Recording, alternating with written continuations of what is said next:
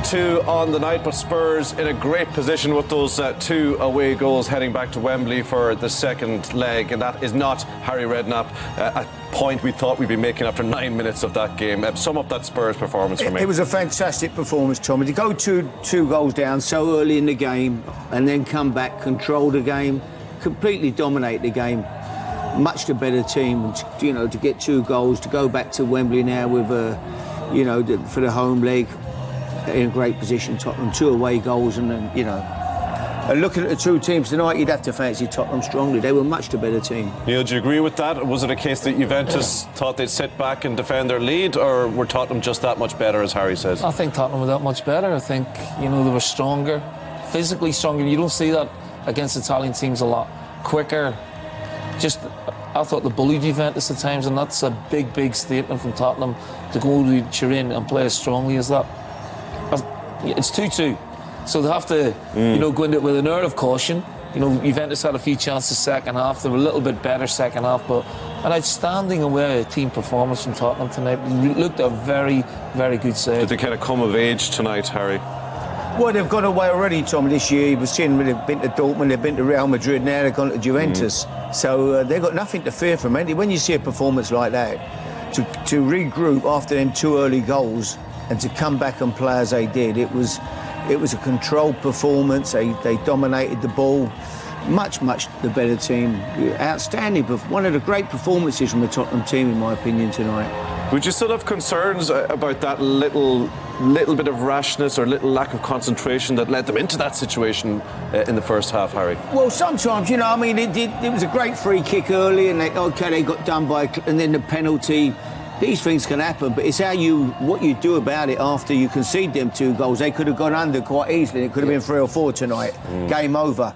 But they didn't. They believed in the way they played. They controlled the ball. They were patient. They started to dominate play, and Juventus couldn't get out. They came out occasionally on the counter-attack and had 1 or 2 good opportunities, but in the main, it was all Tottenham. OK, Turin breaks. Tottenham come back after a calamitous start to draw 2-2 with the Italian champ. You have to go back to November 19th to the last time that Juventus conceded 2 goals in a game. We're going to have a look at that second goal, Neil. Dele Alli wins the free kick in Dele Alli style, perhaps. But Buffon, the great Buffon, you weren't particularly impressed with him on it. No, he sort of guessed where Eriksen's going to put the ball, and I think it's a free kick. I think he just nips it away from Chiellini, and Chiellini barges into him. I don't think he's bought a free kick there. Just watch Buffon take a step. It's a really clever free kick from Eriksen, but the wall, Harry, is dreadful, isn't it? I don't know. Yeah, it's unbelievable, the wall. They've all turned their backs. They're all it's disintegrated, really, the wall. And it's not great keeping either when he's got down there, is it? He should, No, once it's that side and he gets a hand to it, he should save it. Yeah. But it's clever from Eriksen, and no more than Spurs deserved, for their performance tonight. Were you disappointed what you saw from Juventus tonight, Harry? I mean, we did sort of build up their experience, their nous at this sort of level. Did Spurs look, as Neil talked about, stronger, faster, sharper in all departments tonight? They did, but sometimes, Tommy, like they get them 2 early goals, and then suddenly their mindset is we're 2-0 up, OK, fantastic. We don't concede goals. We hold the position now. We go, we can play we play on the counter attack occasionally, but we make sure we go back to England with a 2-0 lead. We're quite happy. And it seemed that they just let Tottenham completely.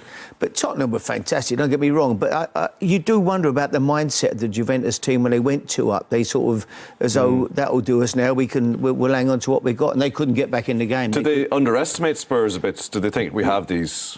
No, I don't think they would underestimate him. But I think 2-0 is, they'd have took 2-0 and finished the game. But, it was as though that'll do us. We'll take 2-0, we'll go back to England and we're in a great position. But Tottenham just continued to pass and play and probe and completely dominated them. I've seen bigger clubs than Spurs go there and get demolished. Yeah. We saw Barcelona last year getting beat 3-0.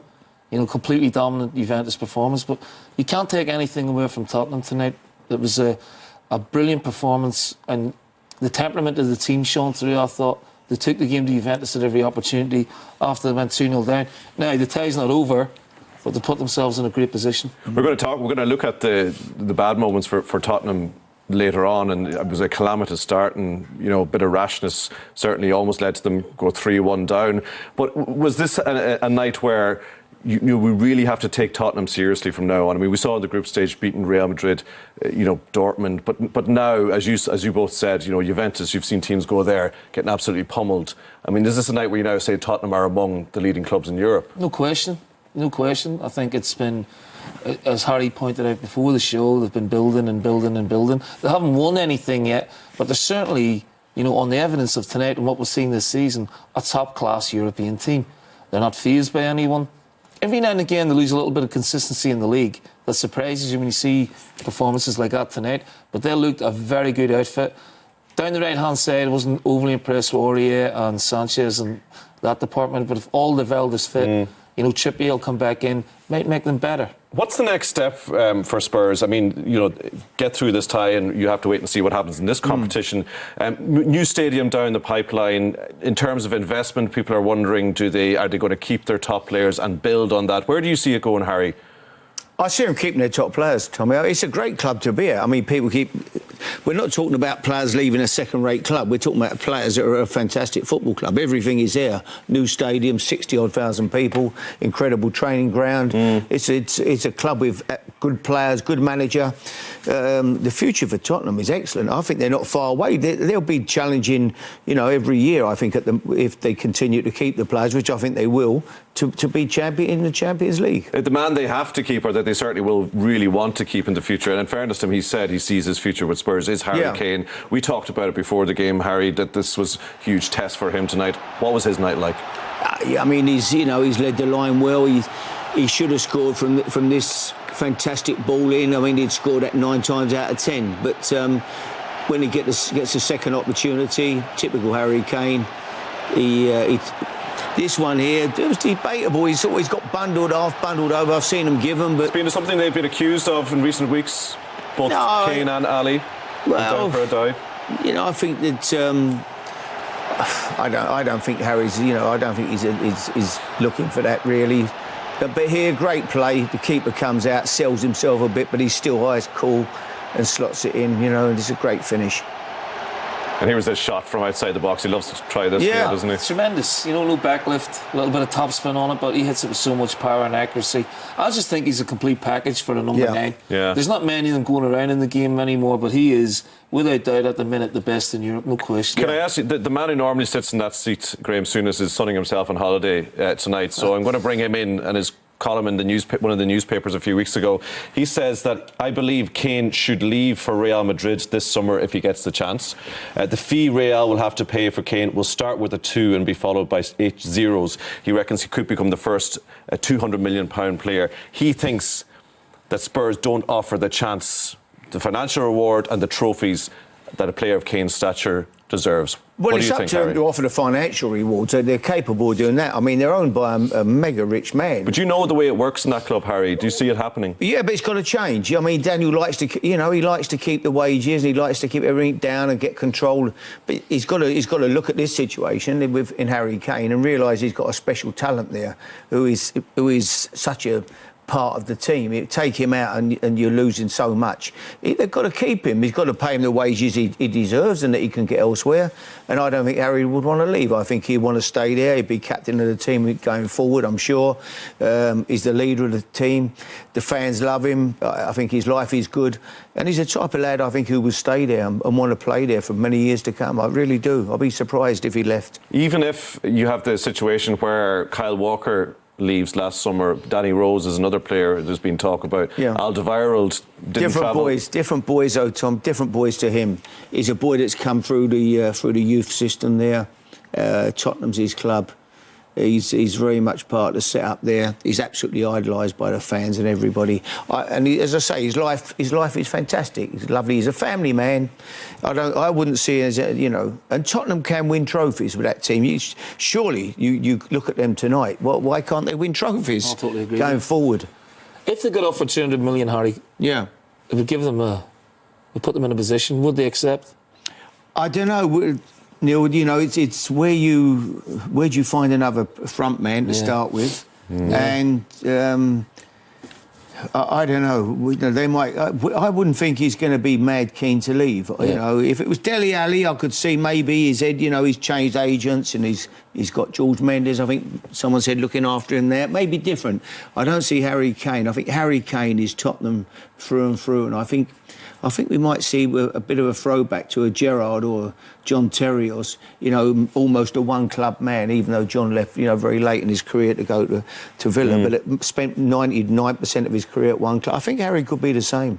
What do you think, Neil? What's your gut feeling? Wayne Rooney said, he was on TV a couple of weeks ago, and he said, up till now, he's been all about scoring goals. From now on, he's going to want to win trophies. Is that what it comes down to? Aside from everything Harry says. Yeah, I suppose so. I mean, we were talking about it earlier. Alan Shearer never went to the big clubs. He never went abroad. You know, he went to his hometown club in the end with the opportunity of trying to win something. Harry's already at a club where he's come through the ranks, loves the club, and they have an opportunity to win something. Let's not forget they finished, was it second and third in the last two seasons? Yeah. You know, they're challenging in the Champions League. He's leading the line. He may not be tempted to go. And I'm sure Spurs will find the money to keep him happy there. What if other players start leaving? What if Alderweireld goes? What if Rose goes? You know, it's going to happen, Tommy. Yeah, it's going to happen, and it's a question of, can Spurs afford to lose these players? Well, probably they can. What they can't afford to lose is a Harry Kane or possibly an Ollie or Eriksen on tonight's show or Dembele on tonight's show. But those other players can certainly be replaced. All in, Sharoon, it was a belter of a Champions League round of 16 tie to start the whole thing back. Yeah, but it didn't start very well for Tottenham at all. Let's go back and look at those opening minutes, Neil. And you both talked about experience and the nous at this stage of the competition. It looked in those opening minutes like Juve had it all and Tottenham didn't have any. Yeah, that's a good call. I mean, they looked a little bit spooked, Spurs to start with, sloppy in possession. Here, I didn't like the lineup from the free kick, massive hole centrally. Higuain exploits it. You know, he just runs the other side of Dele Alli and checks his run back onside, and Khedira just holds Dele Alli just to block the run, but I don't think Ali could ever get there now anyway. It's a brilliant finish. Oh. It's a brilliant hit.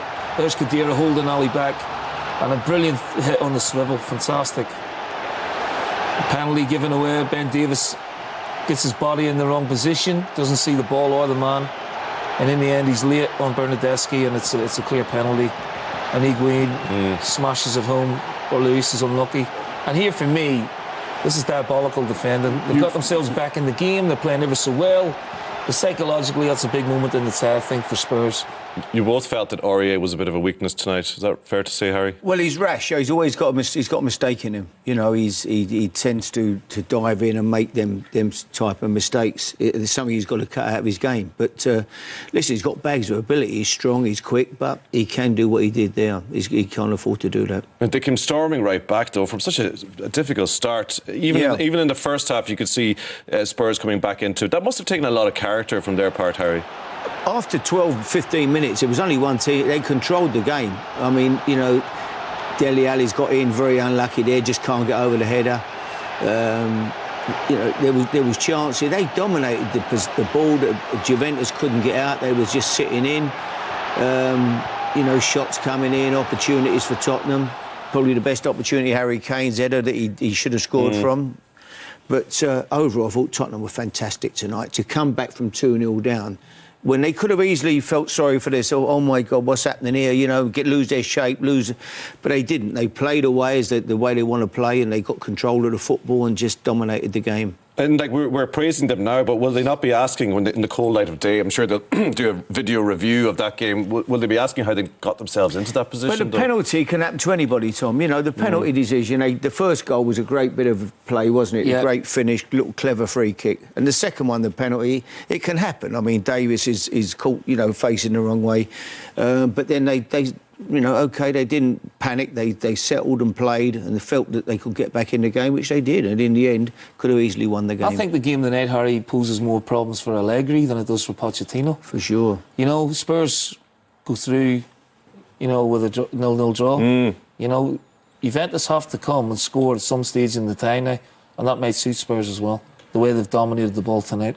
But during that game, at numerous points in both halves, you both said things like Juve can't get out here, or Juve are just punting the ball. Spurs are petting them back. We just have a few incidences of Spurs keeping that sort of pressure on them, Neil. I just think it was a really good spell here for pressure. Look, there's no composure from Khedira, just lumps it. And look where Sanchez is. Spurs really went for it, you know, for the last hour of the game or so. Just physically stronger. Here they go. Dembele, who was magnificent on the night. Lamela, you know, they're not giving them time on the ball. They're tight on people. The game was played in the Juventus back third for the majority of the game. Again, unlucky little ball, but it comes back again. And the only problem I had on the night was Aurier and Sanchez were a little bit rash at times. And that might be something that Allegri will look at with Douglas Costa on that side of the pitch. However, it depends if Mandzukic is going to be fit for the second game, if Dybala is going to be fit.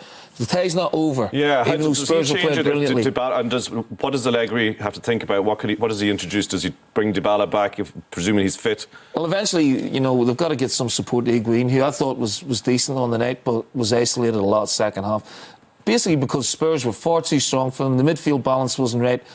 Dembele and Dyer and Eriksen, that little triangle, dominated that centre midfield. Pjanic started the game well, finished it well, but for long periods, he and Khedira were totally outplayed and out-muscled and outrun and outworked. And that's an area where he's going to have to address. Let's see a bit of Dembele in action. And, you know, throughout the game, you both talked about him as a controlling midfielder and his physical presence as well, Harry. Fantastic footballer. You know, he takes the ball in anywhere, and he's touching, his control, he's strong. He drifts past people. You know, he plays little balls in. He's a top-class footballer. But they're full of them. You know, Eriksen, Dele Alli. You know, they've got people that can really play in there. And they were too good in there for Juventus tonight. They dominate. And this is him working back and showing his strength. You know, he's a big, powerful lad as well. He's having that lovely ability. That last clip was symptomatic of the game. Just too powerful, too strong, getting the body across Harry. Very rarely do you see a Spurs player go to ground for a slide tackle.